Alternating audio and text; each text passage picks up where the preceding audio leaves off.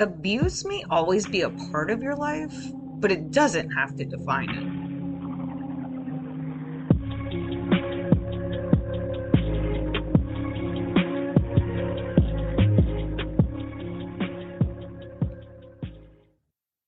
Hey, everybody, welcome to Crime Over Cocktails. I'm Tiffany, your host, and today I'm with my guest, Sandy. Hello. Hi. Good to be here. I'm a victim of clergy sexual abuse. I was sexually abused by my youth pastor when I was 16, and that's sort of what started my life as an abuse victim for 5 years, because the abuse went on for 5 years, and then I became a survivor. Thank God, right? Yes. Yeah. It was a long road. It wasn't easy. I spent 27 years keeping the secret. So my husband didn't know, my family, my friends didn't know. Because he was discovered at the time, there were people in the church who were aware of it at the time, but not everyone knew. But as my life went on, for 27 years, I did hide that secret from anyone who knew me, which wasn't easy, nor was it healthy. Right. That's a really heavy burden to keep to yourself. It was. It was. And there were a lot of triggers throughout the years that I had to also hide. I had to hide my anxiety when I was in church.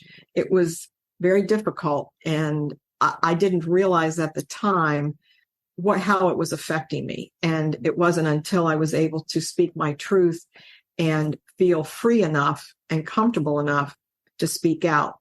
Because for 27 years, I was afraid of what people would think of me if they knew.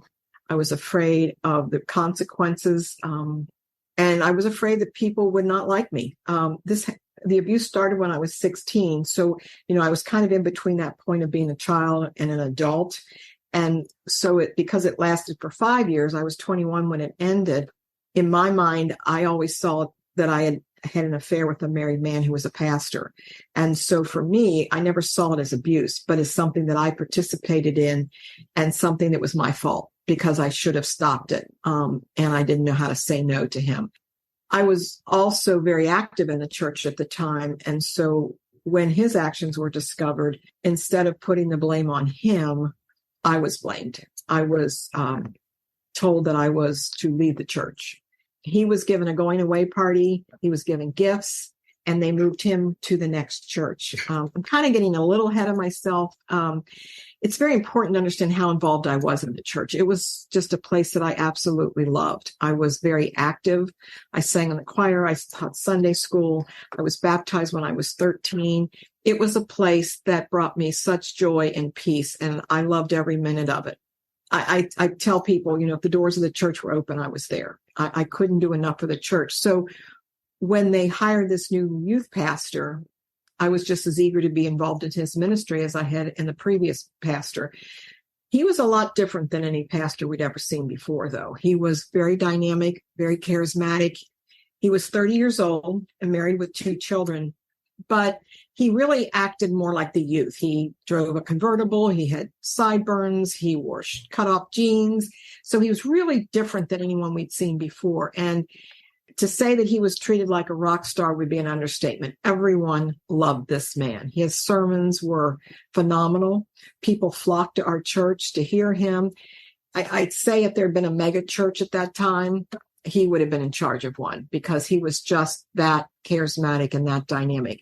People just thought he walked on water. So when he arrived at our church, it was no surprise that he tapped into me to be one of the leaders, and so he really took me under his wing.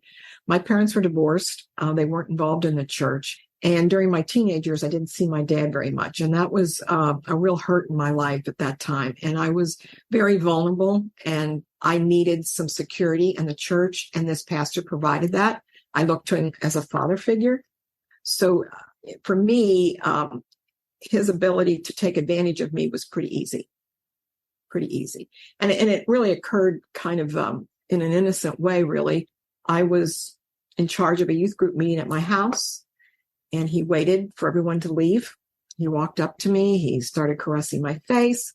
He said to me how wonderful I was, how much he appreciated what I was doing in the church.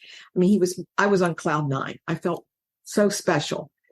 And then he just bent down and he kissed me. It was a quick kiss, kind of innocent. I was taken aback. I didn't know what to say. I didn't know what to do. And I kind of remember thinking, I think he just kissed me, but he's my pastor. He wouldn't be doing this if he shouldn't be.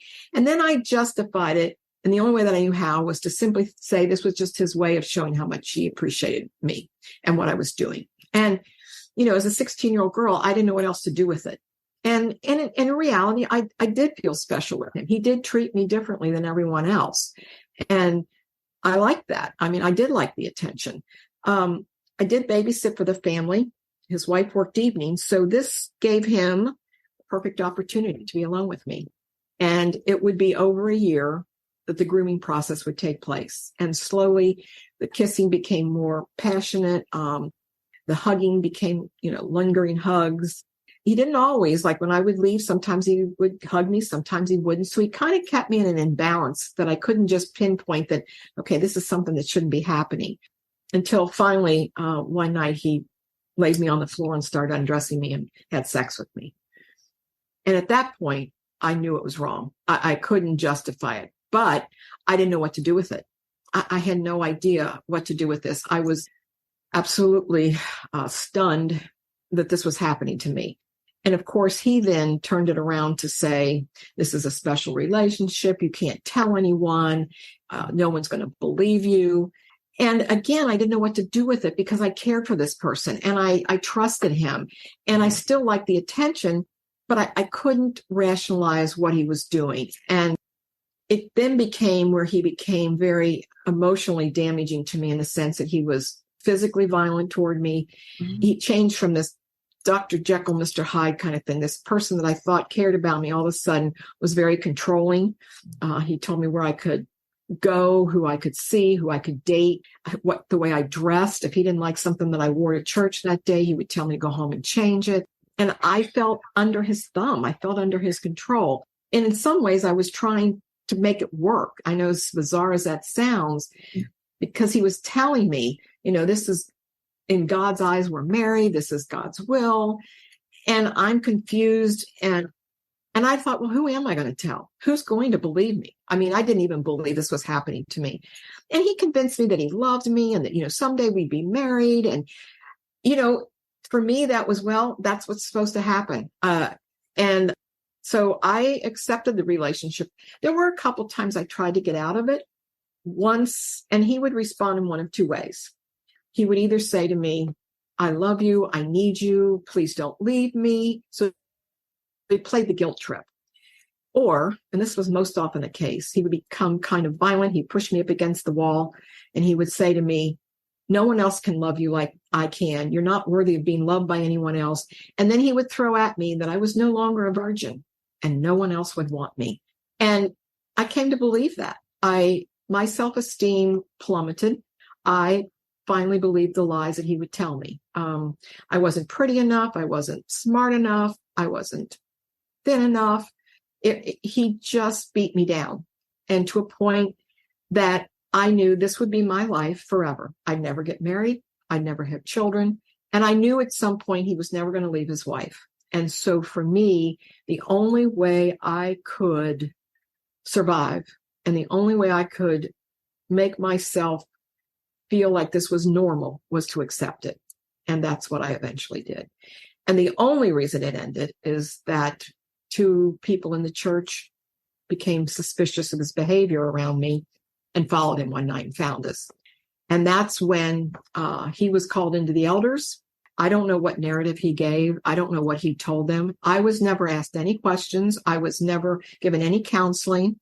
I was simply called in by two elders in the church. And I was told that because of my behavior, I was to leave the church. And I will tell you, even as I say those words today, I was devastated. I loved that church. It was the only church I knew. And I thought that they loved me.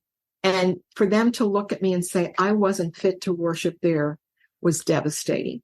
And I've said many times, and I've heard it from other victims when there's clergy abuse involved, the reaction of the church had a more devastating effect on my life going forward than the actual abuse did. It always made me feel that I was unworthy, that I was unlovable, I mean, when the church can kick you out and say you're not worthy of being loved by this church, what does that say to a person? And for Being me, re-victimized. it is. It's absolutely being re-victimized. And sadly, it happens.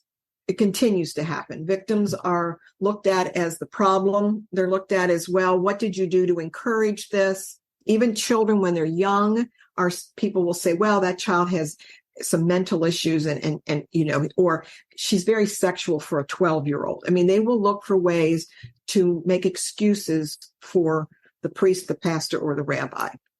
Right, because he's got them all wrapped around his finger. And when I say grooming happens with the victim, it also, these predators groom those around them, like you just said, because they need the people around them to be sucked in as well. So when they are accused of something or something is proven, they have their tribe and their community around them to support them. And in some ways, I can understand that, because this is a man that they see as a godly man. He's the man that baptized their children. He's the man that married them. He's the man that has counseled them. So for them, they only want to see this good person. So it's easier to find fault with someone else than the person that they look up to and the person that they adore. Right. They don't want to believe it. It's easier to look the other way. And if you look the other way or you look for excuses, then you don't have to do anything. You're not forced into having to deal with this individual. And churches oftentimes fail in that. And I think part of the other reason they fail is that they misuse scripture. So they begin to have sympathy for this man because now we're told, according to the Bible, well, we've all sinned and fallen short of the glory of God. So we shouldn't judge. We're not to judge. And my answer to that is, look, I am not judging my abuser, whether he is going to heaven or hell. What I am judging is his ability to do his job. And he proved by his own actions, he does not have what it takes and what he should be doing to keep that position. And as long as he's in a position of trust and power, and he's proven that he can't be trusted with that position, he needs to be removed. And that's not the norm for most churches. They want to look for ways to maybe get him help and so that he can come back to the church. Or, they say, well, it was a mistake and he's asked for forgiveness. Interestingly enough, when my pastor abuser was hired at my church, right after he was hired, a young woman from his first church came forward and accused him of inappropriate behavior. He didn't deny it. He said it was true, but that it was a mistake. He was sorry and it would never happen again. And my elders and my senior minister at the time believed him, and they said they would forgive him. And within 6 months of that accusation, which he didn't deny, he was kissing me in my hallway in my home. And that accusation was never made public to the congregation. My mother never knew about it. No one knew that he had been accused of inappropriate behavior prior coming to our church. And then when it happens again with me, which is at least the second time, when people say, well, that was the second time. Well, it could have been the third or the fourth. It's only the second time that anybody was made aware of. Careful right? with the first. It's not right. I mean, it should stop with the first. Exactly. But when it didn't stop with the first, and then it happens again, you would think, okay, he's had 2 chances and he's blown both of them. No. He moves. Guess what he does at the next church? I'm going to guess he finds himself another girl. Yes. Good guess. Good guess. Now, I will say that part of my healing, and it took a while for me to get to that point, but part of my healing required that I confront him, which I hired a private investigator. Now, this is 27 years later. So I had no idea whether he was alive. Is he still a pastor? Yes. Oh, yes. My. Oh, I know. That's the part of my story that everybody like drops their jaw and they're speechless. And it is a true. Not only was he continued to be a pastor, but when I confronted him, I hired a private investigator. He found him. When I confronted him, he gave all kinds of excuses. He had an alcoholic father. He had all kinds of issues. And one of the issues that he had was that during counseling, he had been identified as a sexual addict. Now, his supervisor is sitting in this room when I confronted him. My husband was with me, and I had 2 good friends that were with me. When he said that, I was stunned because I thought, how do you keep a man who has had a history that he admits to and then says he's a sexual addict and he continues to be your pastor? In addition to, no one in his church knew about his past, not the elders. Only this supervisor could say to me, well, I knew he had some problems in his past, but they were taken care of. That's all he knew. That's all he knew until I showed up. I tell him my story. And do you know what he says to me? Well, this happened 27 years ago, and it has no validity to the person he is today. So basically, move along, go home. That is so sad. Church and scary. is supposed to be a loving place where people are supposed to be surrounded by people who want to help lift you up. But this church seems like all they wanted to do was put you down. And hide this man's past.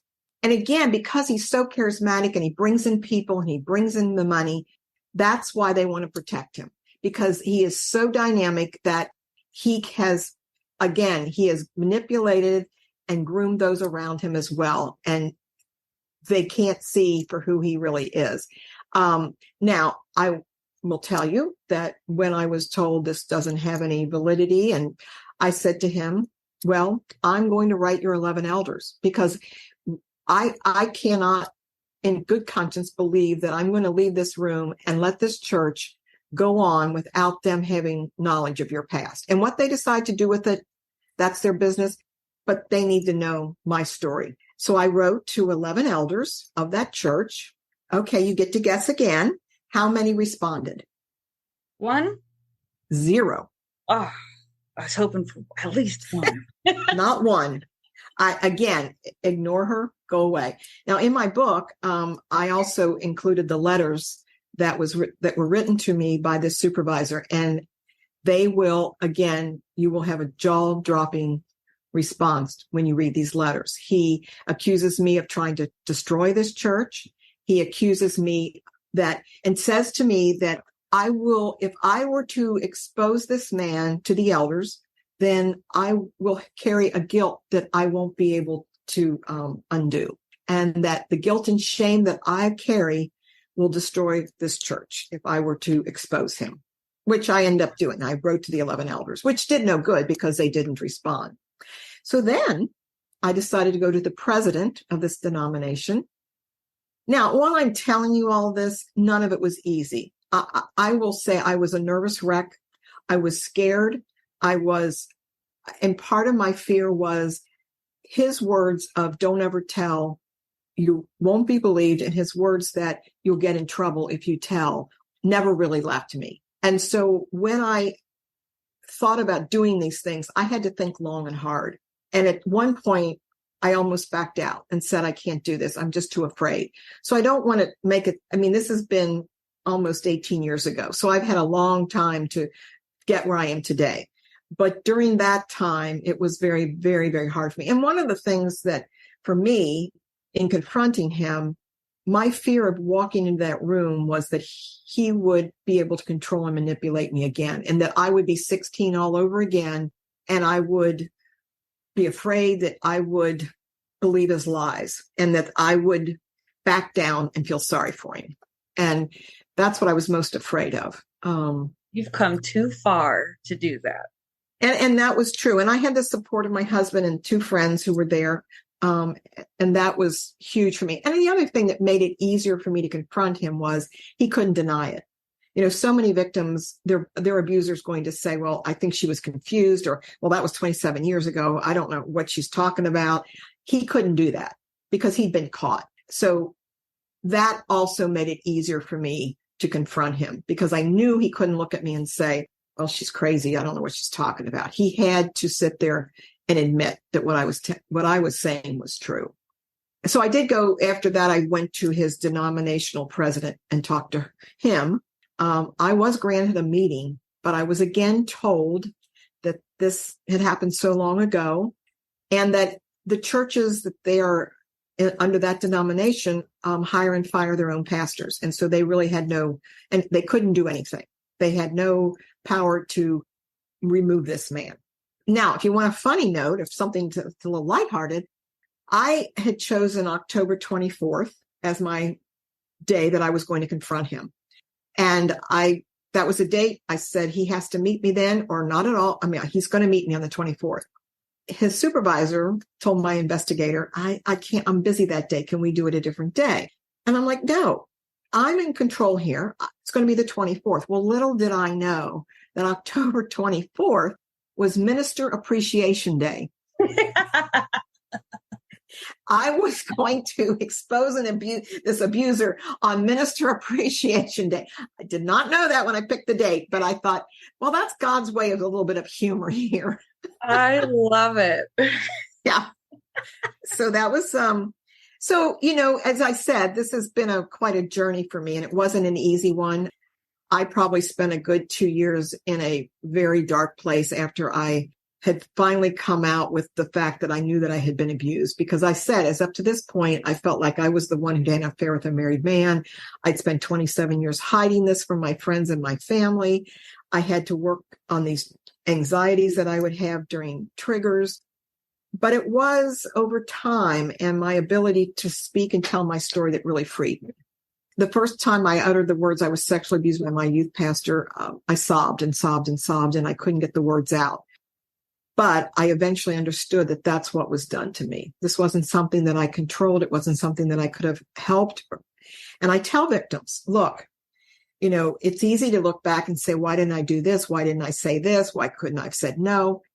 You did the best you could with the coping skills you had at the time. You did the best you could with the knowledge that you had at the time. And not only that, you were targeted and trapped by someone you should have been able to trust. And that goes for any kind of abuse. If it's a family member, it's always not always, 99% of the time, it's not a stranger. It is someone that you look up to, someone that you automatically trust, so you don't question their behavior. And they're good at it. They're good at what they do. So the first thing I always tell victims is that you've got to let go of blaming yourself. Do not blame yourself in any way. It was not your fault. And for me, that was one of the hardest things as a hurdle to get over for my healing. I had to understand that I was targeted and I was used by someone I should have been able to trust in the safest place on earth, the church.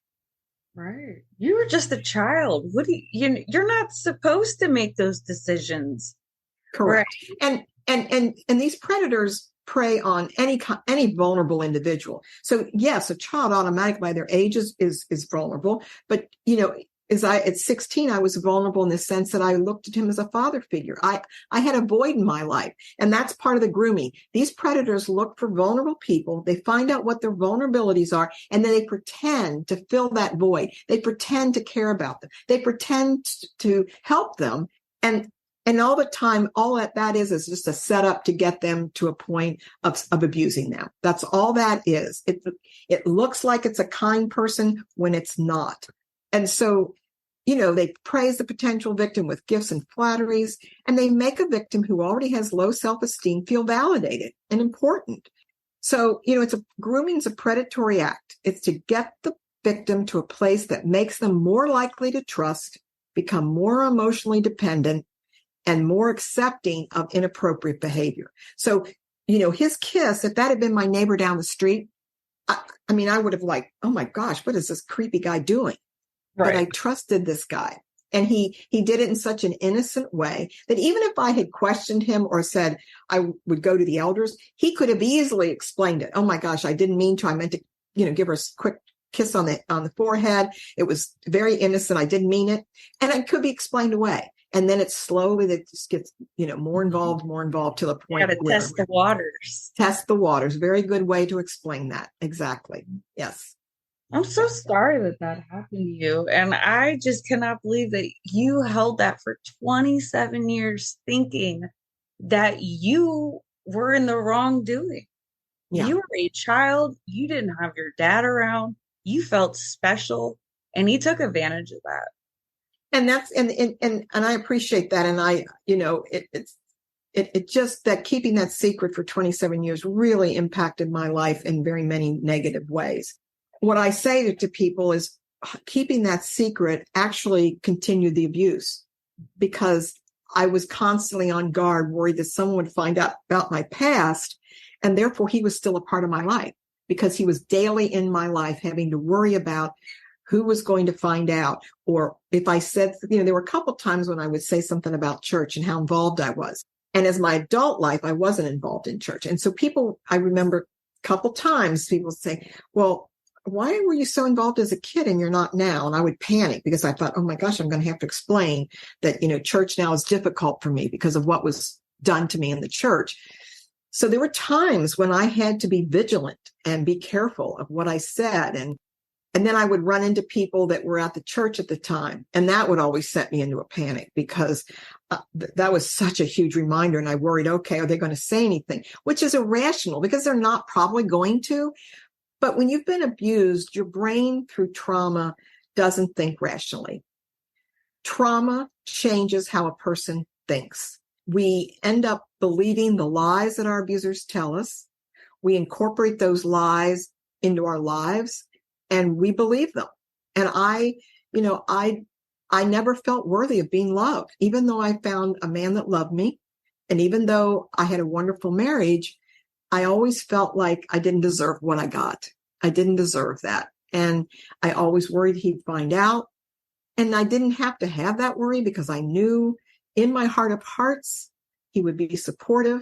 But those words, don't ever tell, were just they were right there in the forefront of my brain all the time. I can see that. It's just you kept yourself in your own prison. I did. And, what I discovered was I had to let go of that because, again, by living in the past like that and not coming forward, I was simply allowing him to continually to re-abuse me. And it was a terrible way to live. It was terrible. And I was going to my grave with this. And I tell people, they'll say, well, why do victims wait so long to tell? I waited 27 years. It's a legitimate question. Why didn't you tell someone then? Well, here's the answer to that. First of all, I'm embarrassed. I don't want to have to tell this to anyone at the time. I didn't think anyone would believe me.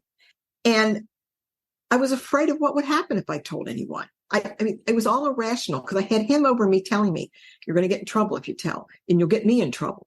So at the time, I didn't feel like I could say anything to anyone. Once it was over, I was so glad that it was over. I wanted it to be done. I didn't want to talk about it. I didn't want to have to relive it. And so in my mind, as in many victims' minds, we're just going to forget it and we're going to move on. Well, that doesn't work. It doesn't work. Yeah, good luck with that. It doesn't work. And so it's not like we're waiting to tell. It's not like, okay, when my children are older, I'll tell. Or maybe when I'm at this point in my life and I feel better about myself, I'll tell. Or after I go to counseling, maybe I'll tell. No, at least for me, we are going to our graves with this secret. We are not going to tell anyone. Do you know what the average age is for a victim of child abuse to come forward? Yes, 35.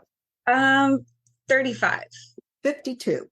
Holy shit. And I was 49, so I'm below average, but I was 49 when I came forward. So it's not like we're waiting to tell anyone. We really think that we're going to keep the secret forever. Now, for me, it was a trigger that I couldn't suppress that finally set me on to the journey of saying, I have to deal with my past. So I told my best friend first. I had it in my first chapter of my book. That's where I described this trigger that happened that forced me to say, okay, something happened to you that you need to deal with. And what was done to you was wrong. And this wasn't a love affair that he pretended it was. This was abuse. And that's what sent me on my journey of healing. The first part of my journey of healing really required that I had to understand that I was abused because I didn't want to believe that that's what had been done to me. I wanted to believe that on some level he cared about me. I wanted to believe that the things he told me, that he loved me and that he cared for me and that I was special, I wanted to believe those things. Cool. And if I didn't believe them, then that meant I had been abused by him. And so I had to, number one, recognize that I was abused. And then number two, as I said earlier, I had to quit playing that game of, well, maybe I encouraged him, or maybe I should have done this. It took me a long time to get rid of that self-blame. Any guilt and shame I felt really was squarely on him. It belonged all to him. And I should not have had that burden to carry. So that was the second thing I had to do. The third thing I did, and this was what really opened my eyes, I read everything I could on abuse, whether it was clergy abuse. I read on things on narcissistic personalities, everything I could that could open my eyes so that I could see this is what grooming looks like. This is what gaslighting looks like. This is what love bombing looks like. This is what a Stockholm syndrome is, where the victim starts to identify with their abuser and wants to care about their abusers. All of those things opened my eyes to the point that I could then understand what was done to me. And that was huge in my ability to move forward. It was huge. And then the last thing that I had to do was to tell someone, finally tell someone. How did your husband take it? Well, he was wonderful. I sat down with him and I started sobbing, and I sobbed for almost probably 20 minutes before I could get anything out. And I finally kind of said to him, it's not me. I'm okay. And the kids are okay. That's all I could get out for a while. And what I remember most about telling him was that when I said to him, I have something to tell you, I was sexually abused by my youth pastor. He looked at me. And then when I said I was their babysitter, his face just dropped. It was like the light bulb. He saw the scenario, what was happening to me. And his main concern was, how this affected me. He was concerned about me confronting the abuser. I think he was worried about, that my expectations would be too high. And they were to some extent. So he was just as kind and loving as he could have been. Right. And I'm lucky. I'm very fortunate and blessed that I had him as that kind of support, because, I worried. My worry about telling him was, would he be upset that I kept this secret from me for 27 years? Would he say to me, why couldn't you have trusted me? I worried whether he'd see me different sexually. Those were fears that I had in telling him, because I also knew once I told him I couldn't take it back. And I can remember vividly, when people in the church found out, guess who they blamed? When the elders knew about the abuse, they didn't call it abuse, but when they learned of the relationship, I was kicked out of the church. So that fear was still within me, that I understood, people may not respond the way you want them to. And once they know, you have to take the consequences. And so that was my fears. But again, he couldn't have been any more loving and kind than he was. Very good. Yeah. Shame on those people. They're trash. Well, and again, I go back to, it's as difficult as it is, they too have to wrap their minds around this man that they care about and that they love, and that he has manipulated and groomed as well. So I don't excuse their behavior, but I do think it's understandable, but churches need to do better. And the leadership needs to be aware and understand clergy abuse to the point so that they can say to these people, wait a minute, we're not blaming the victim here at all. He had a responsibility as the person in charge, as the one with the power, as the one with the trust, to maintain the proper boundaries. No matter what happens, it's his job to maintain those boundaries. And when he doesn't, he's removed. There is no excuses. It's removal. End of discussion. And like blackballed something, so no one else hires him, because clearly there's a risk here. Some of these people, and from what you said, I kind of believe he's one of them that went into this profession for this reason. Yes. And that's a very common, a good point you're making there. These predators will look for places that have vulnerable people. They become coaches. They become, look at the doctor with the gymnast in the Olympic gymnast. They look for places that they can find people who are vulnerable and who they know will depend upon them for something. So whether you're depending on your pastor for counseling, you depend on him for your spiritual life, the doctors, they look for places where there are vulnerable people to be abused. And where else can you find more vulnerable people and people in need than in a church? I mean, people come to a church because they're looking for spiritualness. They're looking for help. They're looking to make their lives better. And here is a man acceptance. And here's a man that stands before them and says, I'm going to be that person for you. I try to tell people how traumatized I was when you think about the fact that this man would have sex with me on Saturday night and preach a sermon on marriage on Sunday morning. And this went on for 5 years. For 5 years. Leave him or? I tell people, think about it. She was also emotionally abused by this man as well. They did not have a good marriage. She had 3 small children. He had beaten her down as well. And I sang in the choir with her. I knew her very well. She was part of the youth group at some point. And I can remember feeling sorry for her. I babysat for him. So I saw him throw a book at her one time and hit her in the back of the head. I watched some of the things. So she was also, now, having said that, once they moved them to the next church, and keep in mind, she's trying to save her marriage. She's, what is she going to do if he can't get another job? So when they moved to the next church and it happened again, she then left him. And yes, and that took courage on her part to do that. Part of my story is once I confronted him, and I would say it was about a year after that, I felt guilty and not guilty, but I felt sorry for her and that what she had gone through. Not that any of it was my fault, but I still empathize with her that time in her life had to have been horrific. I mean, her husband was being exposed. She didn't know what was going to happen next. And so I decided that I would find her and just simply say to her, I'm sorry for this time that you had to go through this. And I didn't know how she'd react. I didn't know if she would scream at me. But I wanted to give her that opportunity to say, I blame you, or I don't blame you, or I'm sorry, but whatever. And so I called her. And you're like, I'm not sending no more letters. No. I called her. And she couldn't have been any more loving and caring than she was. She said I was not to blame. It was a horrible time for her, but she didn't blame me in any way. And she then said to me, of all the times that this happened with our marriage, and there were more than the 3 that we knew about, she said, no one ever thought about me. And you're the first person who recognized that I too was suffering during that time.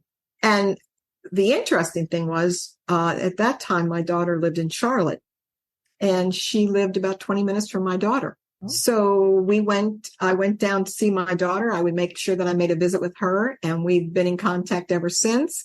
Met her husband and gone to dinner with them, and it's been great. She's got a great husband now. And I tell people that, my husband thought that was a little weird. I'll have to say, he was like, you're doing what? And how, you're friends with who? But what that demonstrated, first of all, my ability and willingness to call her, and then her response demonstrates what true Christianity and forgiveness looks like. She didn't have to be kind to me. And there was nothing that I needed to be forgiven for, but she took a burden off of me that I knew that she didn't blame me. And that was a gift that she gave me. And I gave her a gift by willing to reach out to her and acknowledge her pain during that time. Absolutely. And I think you guys probably helped each other heal, because it's like almost patching some of the unforeseen things that you kept rolling in your head. And you're like, oh my God, I can let that go now. Yeah. Exactly. So yeah, that's another good part of the story. There's a lot of good parts of my story in my book. I tell people, the first part is about abuse, and it's a difficult read at times because I didn't really, sugarcoat it. And that was was one of the reasons it was difficult to write the book, because there's a lot of things in there that you think, okay, you're letting the world know this. And, but the second part of the book is about, education and helping people understand the dynamics of clergy abuse and what it does to a person's spiritual life and how these predators operate and how they work. Because if we don't understand how they work, we're going to miss the signs. We're going to miss it when we look and see that, okay, this doesn't seem right, because I know what grooming looks like, and that's what he's doing. So it's important, and that's why I wrote this in the second half of the book. It's more about, my hope for victims and my healing process, because I really want victims to feel like they have hope and healing, that's possible.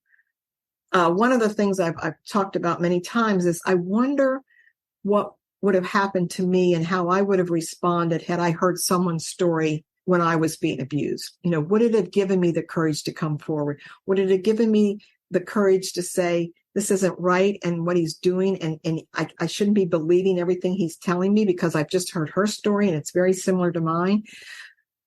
Our stories are important. Your story is important. Everyone's story is important, whether it's a big story or a small story. We gain strength, we gain hope, and we gain knowledge from each other's stories. And so I felt it was important to tell my story. And that was, the reason I wrote the book. It wasn't out of hatred. It wasn't to be vindictive. It was to tell my truth. And your book's called Let Me Pray Upon You? Yes. And it's P-R-E-Y. Like P-R-A-Y is scratched out, and P-R-E, let me pray upon you. And it was healthy and cathartic for me to write the book as well. It was lethargic sometimes because I was tired of writing. But in many ways, as difficult as it was to write, it helped me a lot. And I would encourage victims, you don't need to write a book, but to keep a diary or write your thoughts down. Getting that pain out in words, whether it's spoken or written, is huge to healing, I think. It's important to get it, to say those words. I was sexually abused. What he did to me was wrong, and he had no right to do it. Now, I keep saying he, but we all know that women can also abuse. I mean, I think, that to make that point as well. But most of them were men that are doing abusive behavior. Right. Yeah, there are abusive women out there. So absolutely. Yes. But by you being able to write it, you get all your feelings out. You're not getting interrupted, and you're taking your power back. Mm-hmm. That's exactly. I have my voice. I got my voice back, and I didn't have it like I said, for 27 years, I was silenced. And that wasn't a choice I made either. That was as a result of his abuse as well. It was the trauma that he created in my life that made me feel and believe that I had to keep this secret.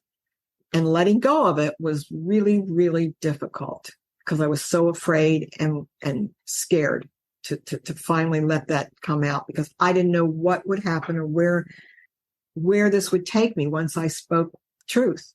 It's taken me to a good place. It's been a hard journey of healing. The triggers still happen.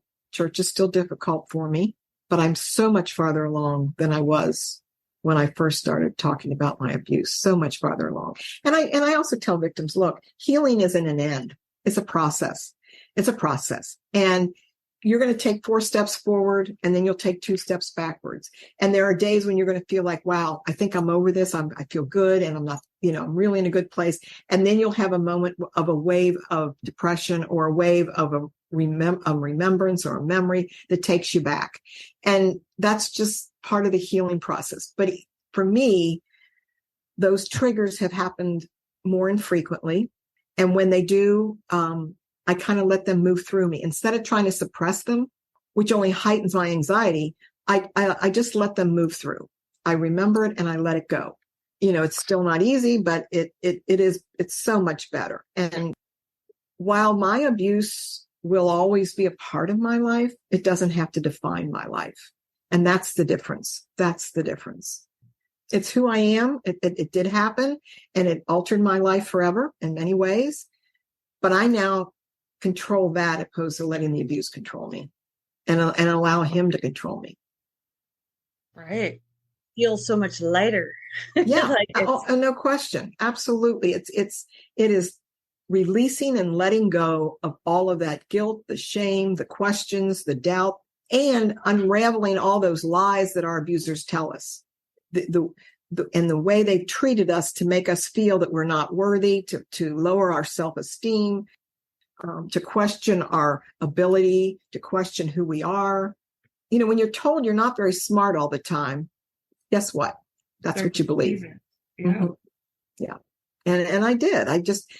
He always made me feel, he used to make me memorize a vocabulary word every week.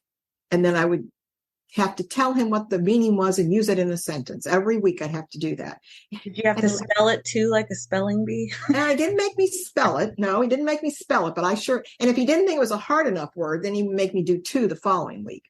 And I did that because, again, I'm under his control. I'm trying to please him. He's using it under the guise he's trying to help me to be smarter, that I'm going to have all this large vocabulary because of him. It's just sick. He's a toxic individual that, again, preyed upon a vulnerable individual and then learned to control me. I mean, he controlled every aspect of my life. And I just, like I said earlier, I thought, well, this is it. Whatever he says, I do. And if you read the book, you'll find out I did a lot of things that you'd think, wow, why would she do that? Well, it was the only way I knew to survive, because fighting him only meant his anger. And so it was just easier to finally give in and do what he wanted and accept it. And that's how I survived.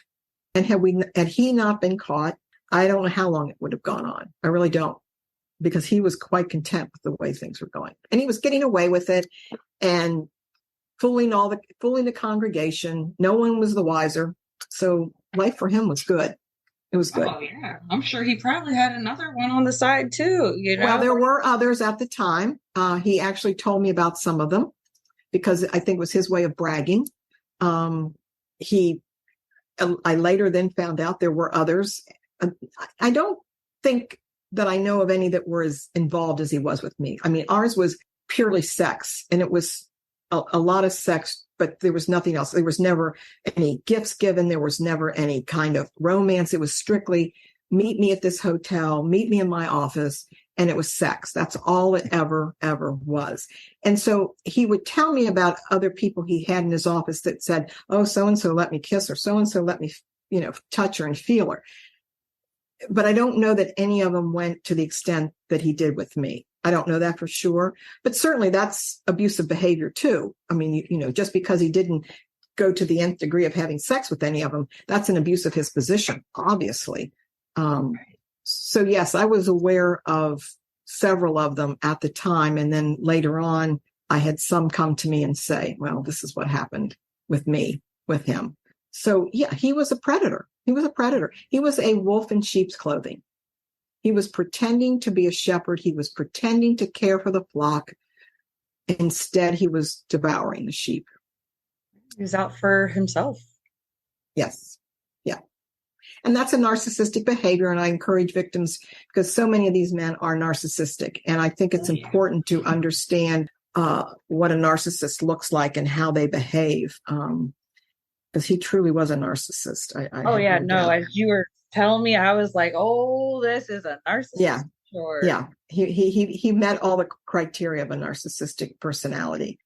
But again, you don't see that at the time. And with the church, again, they just loved him. They just thought he was wonderful. And so they were blinded by his charismatic personality. They were blinded by the fact that he was so dynamic in his job. He appeared to be doing wonderful things in the church. And that's the other thing that I think churches fail and the leadership fail. And they will then look to say, well, I know he made a mistake, but he's done so many wonderful things. Or look at all the great things he's done for the church, that we shouldn't let this one mistake erase all of that.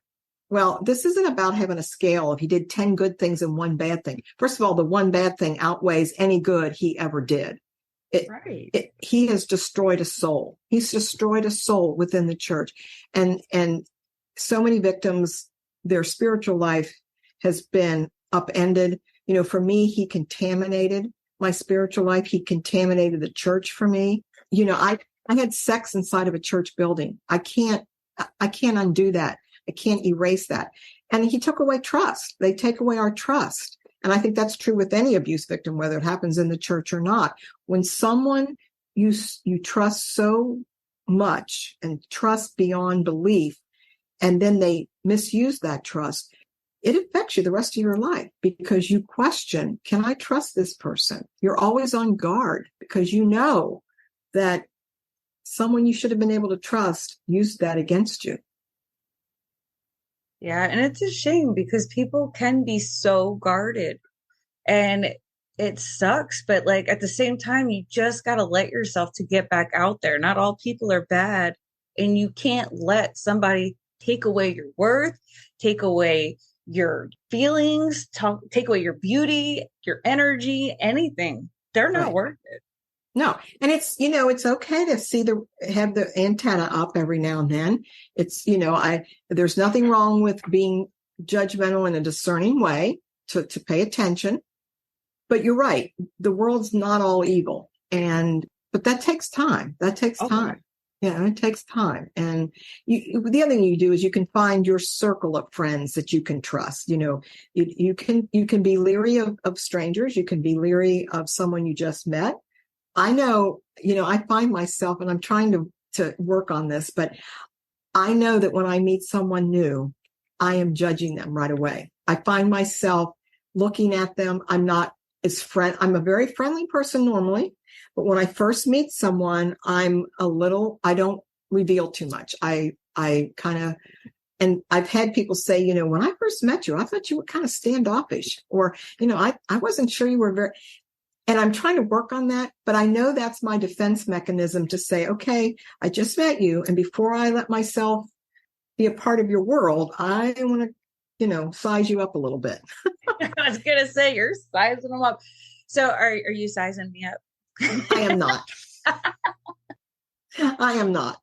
And it doesn't, most of the time it's a very quick kind of thing that I think, but and I'm working on that because I don't want to give that impression that I'm, a little snobbish or standoffish, and because that's not who I am.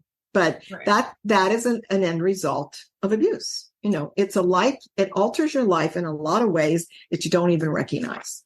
Right. That's and I think, again, understanding what was done and how it was done and how it affected you is the way that you can keep moving forward, to do self-examination and to understand what your vulnerabilities were. What vulnerability did that person see in you? Now, some of it's just by the mere fact, your age, you're a child. That's a vulnerability. Perhaps you were going through a crisis in your life. And we talk about children, but these men also abuse adult women as well. They take advantage of someone who's going through a divorce, who's lost a husband, who's had a dysfunctional family, or maybe they've been abused prior.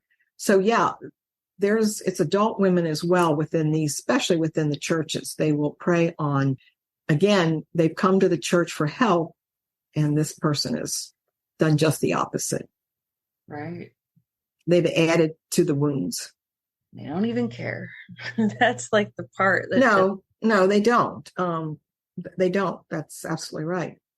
So if somebody wanted to buy your book, where can they find it? It's available on Amazon. I also have a website, which I would encourage people just to go to the website to look at it. It's got a lot of good information on there. I have a lot of resources listed in the back of my book that I encourage people to read. And if you've never even say, well, I don't have to go there because I've not been abused by a pastor. I still think it's important for people to understand the dynamics of clergy abuse and how it affects victims. So my book is available on my website, which is simply my name, which is Sandy, Sandy, Phillips, Phillips, Kirkham, KIRKHAM.com. But again, if you go to Amazon, just put in "Let Me Pray Upon You," it'll pop up and you can get more information there as well. Yeah. Yeah. It doesn't have to be a priest thing. Abuse is abuse. They all use the same mold. Yes, they do. So it could be your coach. It could be the guy who's doing Boy Scouts. Oh, yeah. We talked about the gymnast. Yes. Yeah.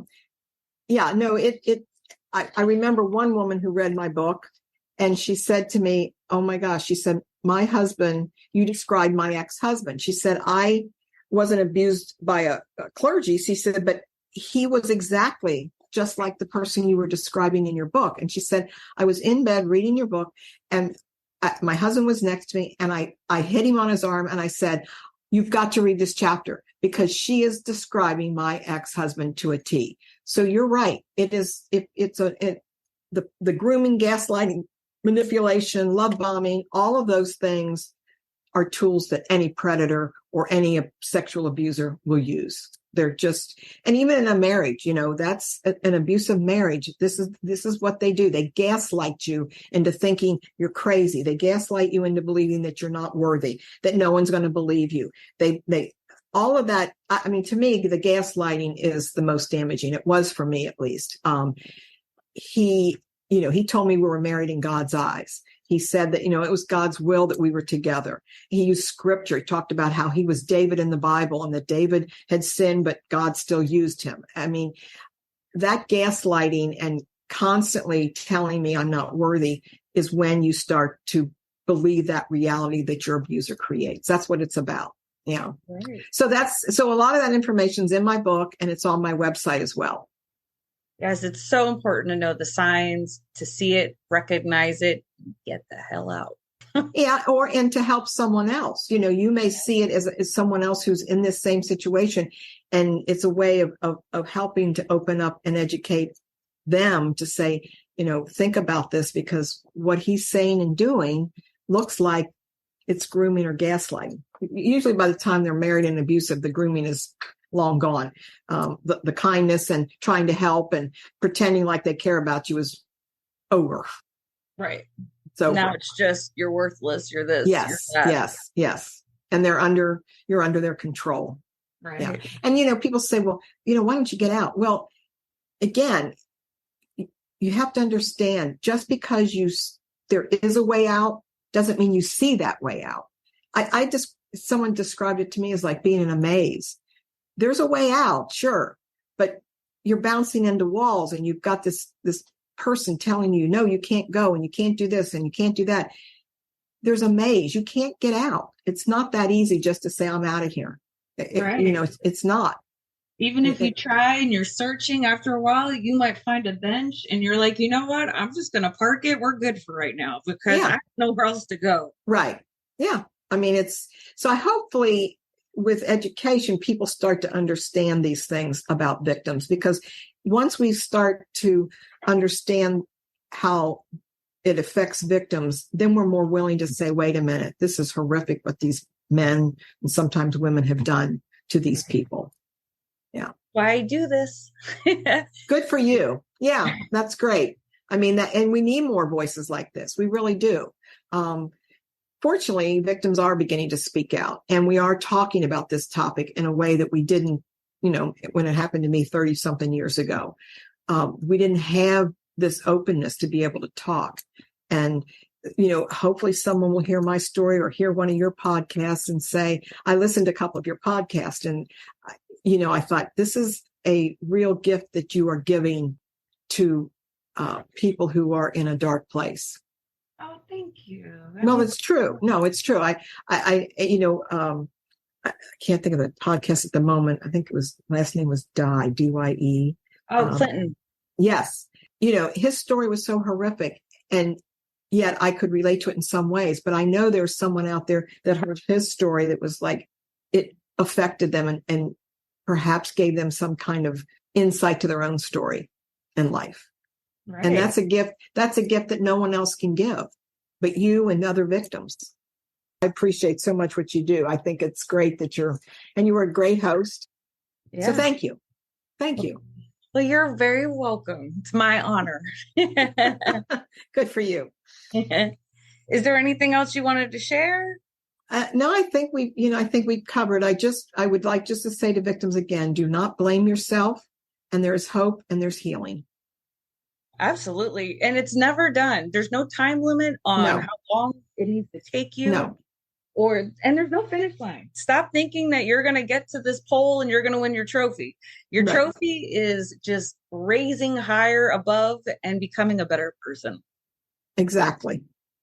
I still would like a trophy though. Wouldn't we all? All right. Well, thank you so much, Sandy. I really appreciate it. Well, thank you.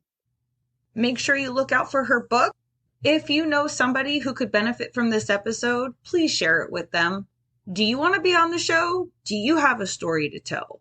Or do you just have a topic that you want to talk about? that's related to the show, of course. Make sure you go over to crimeovercocktails.com. Right there, you can send me a message. You can also use the links to go to any of my social media accounts. And I don't know if you've ever noticed, but the links are always at the bottom of my episodes. So if there's ever certain something that you're looking for, and this is even including my guests' information, it's always at the bottom. Thank you guys so much for listening, and we'll talk crime another time. Bye.